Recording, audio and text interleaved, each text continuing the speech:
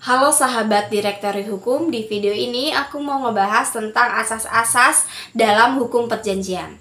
Asas-asas dalam hukum perjanjian ini diatur di dalam buku 3 Kitab Undang-Undang Hukum Perdata yang mengatur asas kebebasan berkontrak dan asas konsensualisme. Untuk asas kebebasan berkontrak terlihat di dalam pasal 1338 KUH Perdata yang menyebutkan bahwa segala sesuatu perjanjian yang dibuat adalah sah bagi para pihak yang membuatnya dan berlaku sebagai undang-undang bagi mereka yang membuatnya. Dengan demikian, cara ini dikatakan sebagai sistem terbuka yang artinya bahwa dalam membuat perjanjian ini para pihak diperkenankan untuk membuat isi dari perjanjiannya dan sebagai undang-undang bagi mereka sendiri.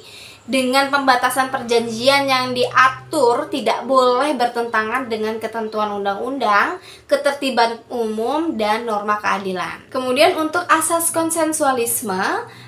konsensualisme ini artinya bahwa perjanjian itu lahir pada saat tercapainya kata sepakat antara para pihak mengenai hal-hal yang pokok dan tidak memerlukan sesuatu formalitas.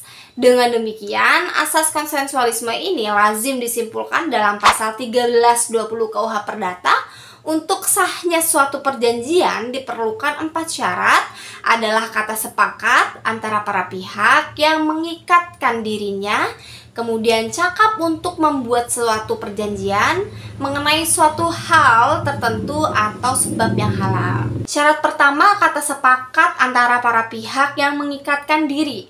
Kata sepakat antara para pihak yang mengikatkan diri ini yakni para pihak yang mengadakan perjanjian harus saling setuju dalam hal yang pokok dari perjanjian yang akan diadakan tersebut. Dengan demikian, kata sepakat tersebut dapat dibatalkan jika terdapat unsur-unsur penipuan, paksaan, dan kekhilafan. Di dalam pasal 1321 KUH Perdata dinyatakan bahwa tiada sepakat yang sah apabila sepakat itu diberikan secara kekhilafan atau diperoleh dengan paksaan atau penipuan. Syarat kedua itu cakap untuk membuat suatu perjanjian. Cakap untuk membuat suatu perjanjian itu artinya bahwa para pihak tersebut harus cakap menurut hukum, yaitu telah dewasa berusia 21 tahun dan tidak di bawah pengampuan. Syarat ketiga itu mengenai suatu hal tertentu.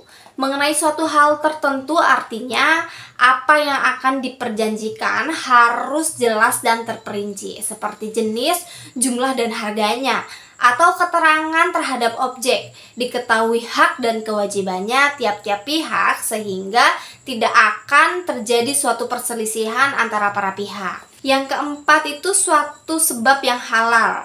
Suatu sebab yang halal ini artinya dari perjanjian itu harus mempunyai tujuan yang diperoleh oleh undang-undang, keadilan, atau ketertiban umum.